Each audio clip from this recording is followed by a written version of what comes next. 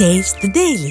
மாணவர்களின் சிந்தனைகளை வடிவமைக்க SNS, மாணவர்களின் தனித்திறமைகளை மேம்படுத்த SNS, மாணவர்களின் சாதனைகளை போற்றும் SNS Academy and International CBSE Fingerprint School, Kovai.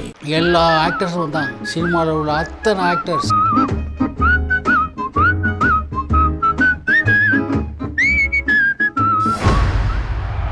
பெரிய பாம்பை ஆட்டாம் பாம்பை தூக்கி போட்டான். நான் உங்கள் ஊர் மகனோட வாழ என்னால் முடியாது. மகனை கல்யாணம் பண்ணதே பணத்துக்காக தான். எங்கள் அப்பா தொந்தரவால் தான் சந்திரபாபை கட்டினேன். எனக்கு ஏற்கனவே ஒரு காதலன் இருக்கான். நான் அவனோட ஹஸ்பண்ட் அண்ட் ஒய்ஃபாகவே நாங்கள் வாழ்ந்தோம். நான் ஏற்கனவே கற்பை எழுந்தவன். இந்த ஆள் என்னை கூப்பிட்டு போக மாட்டேன்ட்டான். ஏன் என்னை பார்த்ததும் என்னெல்லாம் கொண்டு வந்தேன்னு கேட்டான். என்ன ட்ரெஸ்ஸெல்லாம் எடுத்துகிட்டு வந்தேன், என்ன பெட்டியெல்லாம் கொண்டு வந்தேங்கிறான். நான் உடுத்தின ட்ரெஸ்ஸோடு வந்துட்டேன், வா நம்ம போகலாம். பணம் இல்லாமல் நீ வர வேண்டாம்னு சொல்லிட்டான். பணம் தான் அவனுக்கு தேவை. நீ போய் சேர குட் பைன்னு சொல்லிட்டு போயிட்டான்.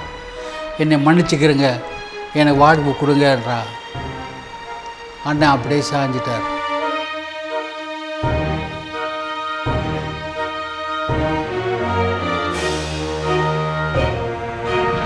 வணக்கம். ஒரு நல்ல சமாச்சாரம் சொல்லணும்னு விரும்புகிறேன். என் அண்ணன் கல்யாணத்தை பற்றி, அதாவது சந்திரபாபுடைய கல்யாணத்தை பற்றி. அது ஏற்கனவே நான் சொல்லியிருக்கேன். அவரோட கொடைக்கானலில் அந்த ஷீலாவை சந்தித்தது, அவங்களுக்குள்ள ஏற்பட்ட காதல், அதே பைத்தியத்தில் அவர் அதே கொடைக்கானலிருந்து வந்தவர் மெட்ராஸிலிருந்து கல்யாணம் முடிகிற வரைக்கும் ஷீலா ஷீலா ஷீலா ஷீலான்னுக்கிட்டு ராவும் பாலுமா முணங்கிட்டே இருப்பார். நான் மாத்திரம் என்ன பண்ணுறது, அண்ணனாச்சே கூட பழகிட்டாரன்ட்டு கல்யாணத்துக்கு யாரையும் கூப்பிடல. நாங்கள் போகவும் தயாராக, அப்பா யாரையும் போகக்கூடாதுன்னு சொல்லிட்டாங்க. அதனால் நான் வரைக்கும் கல்யாணத்துக்கு போனேன். எங்களை கூப்பிடவே இல்லை, நான் போனேன். எல்லா ஆக்டர்ஸும் வந்தாங்க. சினிமாவில் உள்ள அத்தனை actors, Sivaji Ganesan, MG Ramachandran, SSR, Jayalalithaa, MN Rajam, Saroja Devi, எத்தனை ஸ்டார், மாதுரி தேவி, எத்தனை ஸ்டார், ஸ்ரீராம், ஜெமினி கணேஷ், எல்லா ஸ்டார் ஸ்டட்டட். எங்கே தெரியுமா? அடையாரில். எங்கள் வீடு பீமன் மலை கார்டன் ஸ்ட்ரீட்டு. அதில் 2 பெட்ரூம் ஹவுஸ். இவர் எங்கே எடுத்தார் தெரியுமா? Lourdammal Simon food minister. பெரிய பங்களா க்ரீன்வேஸ் ரோடில். இப்போ மந்திரிங்கெல்லாம் தங்கியிருக்காங்களே அந்த இடத்துல பெரிய பங்களா, 6 கிரவுண்டு பங்களா, தோட்டம் ஒரு 6 கிரவுண்டு, சுமார் 1 ஏக்கரில் பங்களா. அங்கே ரிசப்ஷன் சாயந்தரம். கூட்டமாக கூட்டம், ரசிகர்கள் கூட்டமாக கூட்டம், எல்லோரும் வந்துட்டாங்க. இவருக்கு கல்யாண ரிசப்ஷன். எல்லா ஆக்டர் எம்ஜிஆர் ரிசப்ஷன்னா 5:30க்கே வந்துட்டார். வந்துட்டு அங்கங்கே சுற்றி பார்த்துட்டு என்னென்ன நடக்குது, என்னென்ன செய்யுதுன்னு அவர் இந்த இருப்பார். அவர் தலைவராச்சே, அவர் எல்லாரையும் பார்க்க வேண்டிய எல்லோரையும் பார்த்துட்டு ஒரே கூட்டம் போதும் இந்த நேரத்தில் நடிகர் தங்கவேலு வர்றார். தங்கவேலு வரும்போது சும்மா வரணும்ல, தங்கவேலு சும்மா நேராக வரணும்ல, வரும்போதே டான்ஸ் ஆடிட்டு வர்றார். டான்ஸ் ஆடிட்டே வரும்போது என்ன பாட்டு பாடினான்னு தெரியுமா? சொக்கா போட்ட நவாபு செல்லாது உங்கள் ஜவாபுன்னும். குலே பகாவலியில் தங்கவேலுவும் அண்ணனும் ஈவி சரோஜா ஆடுற பாட்டு. அதை பாட்டை பாடிக்கிட்டே அங்கே பாடுறாரு. இதே MS விஸ்வநாதன் மியூசிக் குரூப்புக்கு ஏற்பாடு ஸ்டேஜ் இருக்குது. MS விஸ்வநாதன் தபேலாவை போட்டு அடித்து அந்த பாட்டை அவர் பாட, அண்ணன் பொண்ணு மாப்பிள்ளை ஸ்டேஜில் நிற்கணும்ல, அங்கே இறங்கி வந்துட்டார். இவர் சேர்ந்து 2 பேரும் பாட்டு டான்ஸ் ஆடுறாங்க. எம்ஜிஆர் ஓடி வந்து, ஏய் என்னப்பா அது ரிசப்ஷனா, என்ன அது கூத்தாதுன்னா, 2 பேரும் பாட போங்கப்பான்னு 2 பேரும் அந்த பாட்டு முடிகிற வரைக்கும் சொக்கா போட்ட நவாபு செல்லாது ஜவாபு ஆடிட்டே இருக்காங்க. ஜனங்களாம் ஒரே சிரிப்பு சிரிப்பு, ஒரே சிரிப்பு. அப்புறமா எல்லாருக்கும் டின்னர் எல்லாருக்கும் சாப்பாடு எல்லோரும் வச்சாங்க. எல்லோரும் சாப்பிட்டாங்க. எம்ஜிஆர் சாப்பிடல, அவருக்கு பார்த்துட்டு வந்துட்டார். சிவாஜி கணேசன் நல்லா சாப்பிட்டாரு. எல்லாமே முடிஞ்சது. கல்யாணம் நடந்தது. உடனே ஃபஸ்ட்டு நைட்டுக்கு என்னென்னா அங்கே இருக்குல்ல, அங்கே இருக்கிட்டு நாங்கள் நேராக பெங்களூர் போகிறோம் அப்படின்ட்டாங்க. சரின்னு ஃப்ளைட்டில் ஏற்கனவே டிக்கெட் புக் பண்ணியாச்சு. அவர் ஃப்ளைட்டில் போயிட்டாங்க. டிரைவரோட காரை அனுப்பிட்டோம். எம்ஜிஆர் கொடுத்தார். எம்ஜிஆர் என்ன பண்ணாருன்னா, 10,000 ரூபாய்க்கு கோல்டு காயின். அப்போ ஒரு கோல்டு காயின் 100 ரூபா தான். 100 காயின் கொடுத்தாரு. 100 காயின் 10 10 அடுக்கி அடுக்கி வச்சு 100 காயின் கொடுத்தாரு. அப்போ 10,000 இனி எத்தனை லட்சம் பாருங்கள். கொடை வள்ளல் தானே, தூக்கி கொடுத்துட்டார். அது அப்படியே அண்ணன் எங்கள் கையில் கொடுத்துட்டு அவர் எங்கள் அண்ணன் என்ன பண்ணார், ரிசப்ஷனில் வந்து வர்றவங்களையெல்லாம் கவனிக்கலை, திரும்பி பார்க்குறாரு. என் தம்பி காயினோடு இருக்கானா, காயினோட போயிட்டானா, காயினோட போயிட்டானா. நான் பார்த்தேன், என்னையை பார்த்துட்டா ரிசப்ஷனை வந்து கவனிக்கல. என்ன காயின் நீயே அந்த பக்கத்தை வச்சுக்க, நான் அங்கே நின்றுக்கிறேன், வர்றவங்கள நீ கவனி அப்படின்னு சிரிச்சுக்கிட்டு திருப்பி காயினை கொடுத்துட்டார். அப்புறமா அந்த காயின்லாம் எடுத்துகிட்டு அந்த காயினை கடைசியில் ஷீலாவுக்கே கொடுத்தார். நம்புவீங்களா? 1000 அந்த 100 காயின்னு 10,000 அப்போ வேல்யூ. 100 காயின், ஒவ்வொருத்த ராஜா எம்பரர் போட்ட காயின். அது 100 காயினை அவர் தகராறு வரும்போது 100 காயினை ஷீலா கையிலே கொடுத்துட்டு லண்டனுக்கு எடுத்துகிட்டு கொடுத்தார். எடுத்துகிட்டு போயிட்டா அவ. அது கல்யாணம் முடிஞ்ச கதை, பெரிய கதை. என்னாச்சு, பெங்களூர் போனாங்க, வந்ததுமே அண்ணன் டூப்புன்னு ஸ்கூட்டை கழட்டினார், பேண்ட்டை கழட்டினார், சட்டையை கழட்டினார், லுங்கியை கட்டினார். அது அழுதுட்டு போய் ரூமில் உட்காந்துக்கிட்டு. அப்போ எங்கள் அக்காவும் நானும் தான் இருக்கோம். எங்கள் அம்மா உடனே வந்துட்டாங்க ஊர்லேருந்து. பையன் வந்திருக்கானே கல்யாணம் முடிச்சுட்டு. நான் அந்த அம்மாட்ட அம்மா அவள்கிட்ட என்னன்னு கேளுங்கிறான். அவன் சொல்கிறான், என்னடா இப்போ தானே போயிட்டு வந்தீங்க, என்ன தகராறு, அதுக்குள்ளே நீ ஏதாவது தகராறு பண்ணியா, ஏதாவது அடித்த, நியாயமாக அடிக்கிறேன், அவள்கிட்ட கேளுன்னு. அம்மா போய் கேட்டால் அழுதுட்டு சொல்லவே மாட்டேங்கிற, அழுகிறா. என்ன தான் சொன்னான்னா, பெரிய ஆட்டாம் பாம்பை தூக்கி போட்டான். நான் உங்கள் மகனோட வாழ என்னால் முடியாது, நான் வாழ முடியாது. நான் அந்த அண்ணனை அவங்க மகனை கல்யாணம் பண்ணதே பணத்துக்காக தான். எங்கள் அப்பா தொந்தரவால் தான் சந்திரபாபை கட்டினேன், பணம் சொத்து இருக்கிறதுனால. இல்லைன்னா ஒரு ஃபாரின் லேடி வந்து ஒரு இந்தியனை கட்டுவாங்களா, பணத்துக்காக தான் நான் கட்டினேன். இப்போ முதலே சொல்ல வேண்டியது தானே. இப்போ வந்து கல்யாணம் கட்டின பிறகு சொல்கிறியே, வாழ்க்கை நாசமாகி போச்சே, என்ன சொல்கிறேன் நீன்னா. அதுக்கில்ல, நான் எனக்கு அவர்கிட்ட விடுதலை படுத்தி கொடுங்க, நான் லண்டனுக்கு போகிறேன். எனக்கு ஏற்கனவே ஒரு காதலன் இருக்கான், நான் அவனோட ஹஸ்பண்ட் அண்ட் ஒய்ஃபாகவே நாங்கள் வாழ்ந்தோம். நான் எல்லாத்தையுமே அவர்கிட்ட இழந்துட்டேன். நான் கொடுக்கறதுக்கு எனக்கு ஒன்றும் இல்லை. நான் ஏற்கனவே கற்பை இழந்தவன். அதனால் நான் இவரோட வாழ முடியாது. ரொம்ப நேர்மையான ஆளாக இருக்கார், நல்லவடாக இருக்கார், எனக்கு என்ன சொன்னாலும் கேட்குறாரு. ஆனால் இந்த கதையை சொன்னதும் ஷாக்காகி விழுந்துட்டார். அவர் உயிர் போகாமல் காப்பாற்று உங்கள் பொறுப்பு, அவரோட நான் வாழ முடியாதுமா, என்னை மன்னிச்சுக்கிறேங்க, என்னை ஊருக்கு அனுப்பி வைங்கன்னு அழுகுறான்.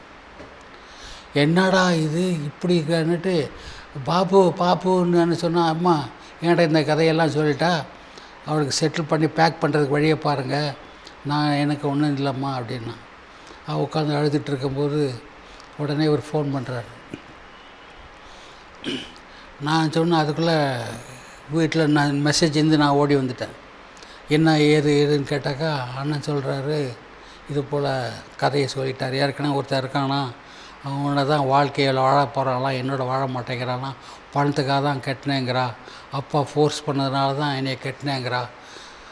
எனக்கு ஆண்டவன் கொடுத்த பரிசு, உங்கள் பேச்சை கேட்காம, தாய் தப்பன் பேச்சை கேட்காம ஒரு வெளிநாட்டுக்காரியை நான் கல்யாணம் பண்ணது தப்பு தான், என்னை மன்னிச்சிக்கிறேங்க, அவளுக்கு பேக் பண்ணி அனுப்புங்க அப்படின்ட்டு ஃபோனில் பேசிக்கிட்டே.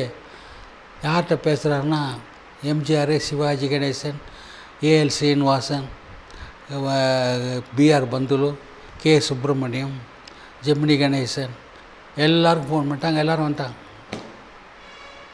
என்ன பாப்பு, என்ன ஆச்சு, என்ன பாப்பு, என்னங்கிறாங்க. என்ன ஆச்சா, என்ன கதையன்னு கதையை சொல்கிறார். இது போல் ஏற்கனவே ஒருத்தன் இருக்கானா, என்னை பணத்துக்காக கட்டினேங்கிறா, நான் அவளோட வாழ விரும்பலை. அப்புறம் அம்மா வராங்க. ஏண்டா இதை ஊரை கூட்டி எல்லாருக்கும் சொல்லணுமா, காதும் வச்ச மாதிரி சொல்லிட்டா கதையை முடிக்கலாம்ல. இப்போ ஊர் சொன்னால் ஊருக்கு சொல்லி உலகத்துக்கு தெரிஞ்சு பேப்பருக்கு தெரிஞ்சு உன் பேர் தானே கெட்டு போகும். யாராவது கல்யாணம் பண்ணிவிட்டு ஒரு பெண்ணை நடத்த கெட்டவன்னு தெரிஞ்சிட்டா காதும் வச்ச மாதிரி முடிக்க வேண்டியதானே, ஏதோ கேட்குற காசை கொடுத்த வேண்டியதானே. இப்போ உன் பேர் கெட்டு அவன் பேரும் கெட்டு 2 பேர் லைஃப்பும் கெட்டு போச்சே. இப்போ முடிவு என்ன, உன் வாழ்க்கை தான் நாசமாக போகுது. யாராவது ஒரு ஒரு கல்யாணம் பண்ணிட்டு தவறு செஞ்சானா யாராவது வெளியே சொல்லுவாங்களாடா, யாராவது சொல்லுவாங்களா? ஒரு ரிக்ஷாக்காரன் கூட சொல்ல மாட்டான், ஒரு படிக்காத மடையன் கூட சொல்ல மாட்டான்.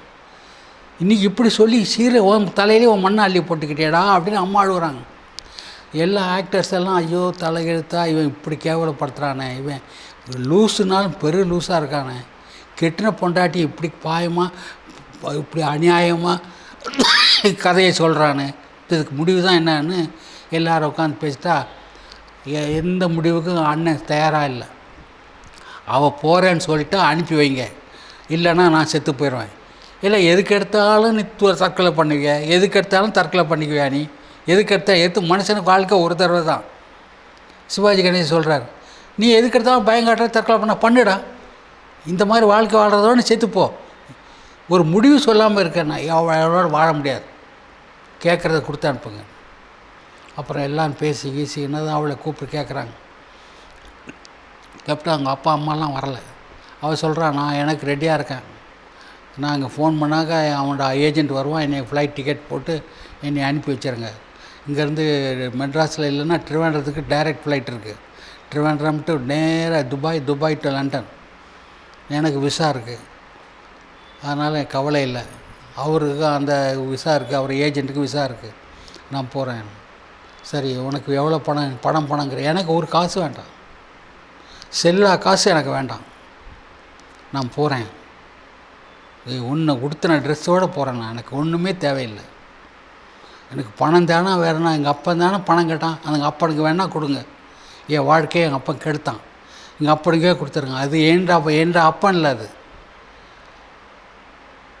எப்போ என் மகளை விற்றானோ அது என் அப்பனே கிடையாது, அதனால் எனக்கு விடுதலை கொடுங்க.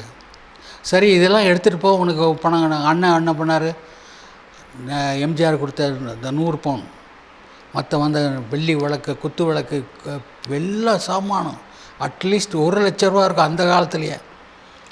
நான் இவர் 10 பவுன் கொடுத்தாரு, தங்கவேலு. சிவாஜி கணேசன் 20 பவுன் கொடுத்தாரு. எல்லாம் பவுன் தான். அத்தனை பவுனையும் கொடுத்து அவள் கையில் கொடுத்து நான் வேணான்ட்டான், நான் போகிறேன்னு சொல்லிட்டான்.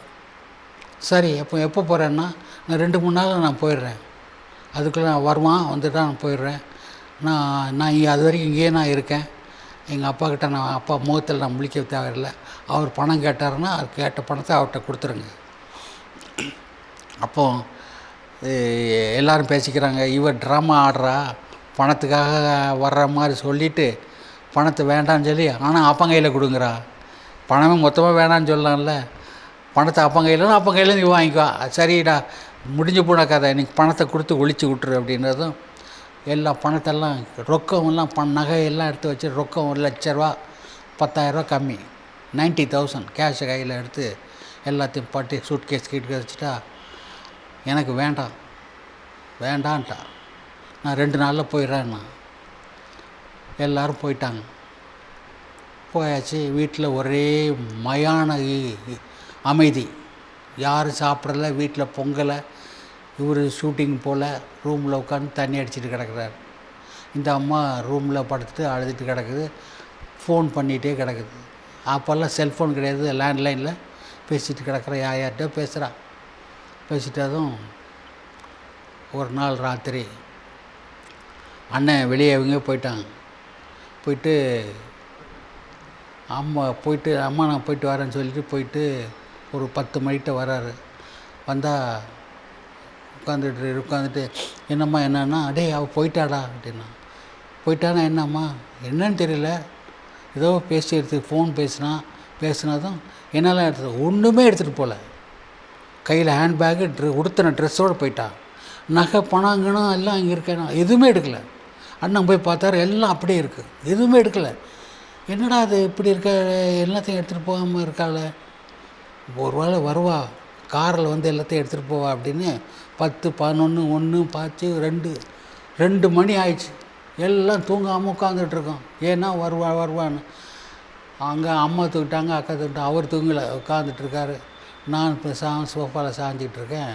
கரன்னு பெல் அடிக்குது, டோரை பெல் எடுத்தால் தான் நான் அப்படி தூங்குறேன். அப்படி இருக்கல, எங்கள் அக்கா ஓடி போய் கதை திறந்தா ஷீலா நிற்கிறேன். ஷீலா நிற்கிறேன்றதும், என்ன வா ஏன் எங்கே போனால் இப்போ நேரம் வர என்ன? அழுதுகிட்டே ஓடுறான். அழுதுகிட்டே ஓடுறதும் என்ன என்ன என்னன்னா அண்ணன் பெட்ரூம்லேருந்து வந்துட்டான். என்ன பேச மாட்டார் அவர்கிட்ட. என்னதும் ஓன்னு அழுகுறான். அழுததும் நேராக டீப்பால் உள்ளதை அப்படி வந்து எடுக்கிறான். எழுந்து பார்த்தா அண்ணன் சொல்கிறாரு, லெட்டரை தானே நான் பார்க்கவே இல்லை, லெட்டரை எழுதி வச்சுட்டு போனேன்ல, அது என்ன அது இங்கிலீஷில் எழுதியிருக்கா லெட்டர். இங்கிலீஷில் எழுதுனா நான் தமிழில் ட்ரான்ஸ்லேட் பண்ணுறேன். என்ன எழுதியிருக்கா தெரியுமா? பாபு, நான் உங்களை விட்டு பிரிகிறேன். உலகத்தில் ஒரு நல்ல மனுஷன் ஒருத்தர் இருந்தானா அது நீங்கள் தான். எனக்கு கணவனே எனக்கு உயிராக இருந்தது, என் காதலன் தான் எனக்கு உயிராகி போயிட்டான். அதனால் உங்களை நான் கணவனாக ஏற்றுக்க முடியல. ஆனால் எனக்குன்னு ஒரு ஜென்மத்தில் ஒன்று அடுத்த ஜென்மம் இருந்ததுன்னா அது கல்யாணம்னா அது உங்களோட தான் நடக்கணும். அவ்வளோ நேர்மையானவர், ஒழுக்க சீலர், பக்திமான். ஒரு பெண்ணை எப்படி நடத்தணும்னு உங்களுக்கு தான் தெரியும். அதுக்கு கையெடுத்து கும்பிட்றேன். நான் போயிட்டு வரேன். நான் எதுவுமே எடுக்கலை. நான் உடுத்தின ட்ரெஸ்ஸோடு போகிறேன். நீங்கள் நல்லா இருக்க. நீங்கள் மறுபடியும் இன்னொரு கல்யாணம் பண்ணிடுங்க. நான் போனமே டைவர்ஸ் நான் அனுப்புகிறேன். டைவர்ஸ் லெட்டர் செட்டில்மெண்ட் ஆகி நீங்கள் வேறு கல்யாணம் பண்ணி சந்தோஷமாக இருக்கணும்.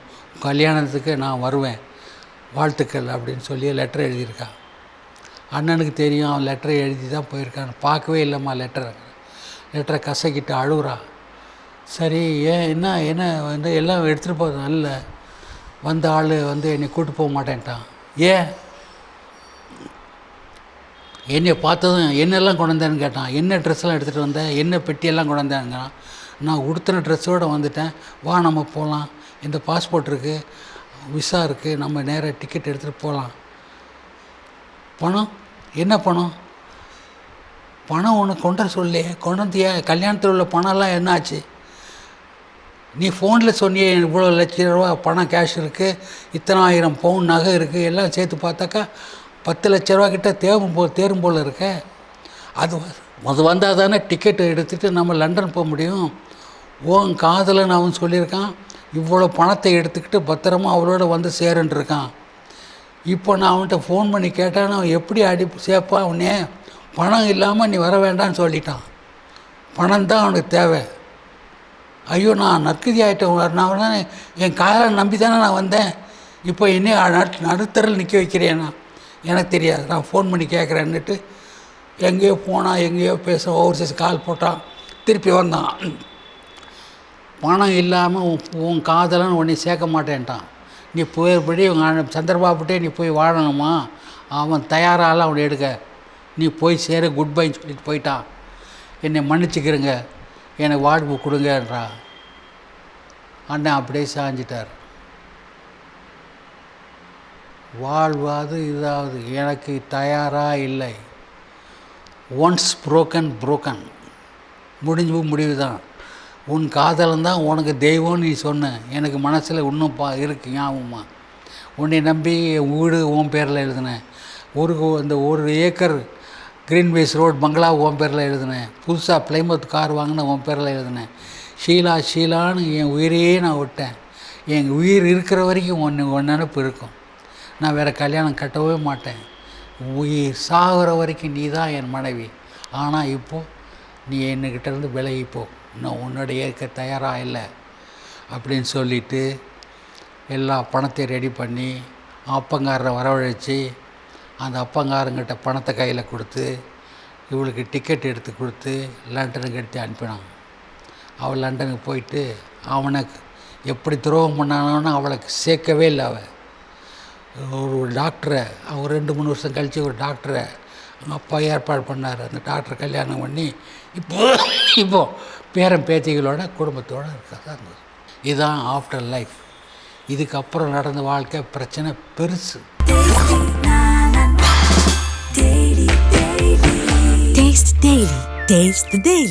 மாணவர்களின் சிந்தனைகளை வடிவமைக்க SNS, மாணவர்களின் தனித்திறமைகளை மேம்படுத்த SNS, மாணவர்களின் சாதனைகளை போற்றும் SNS Academy and International CBSE Fingerprint School, Kovai.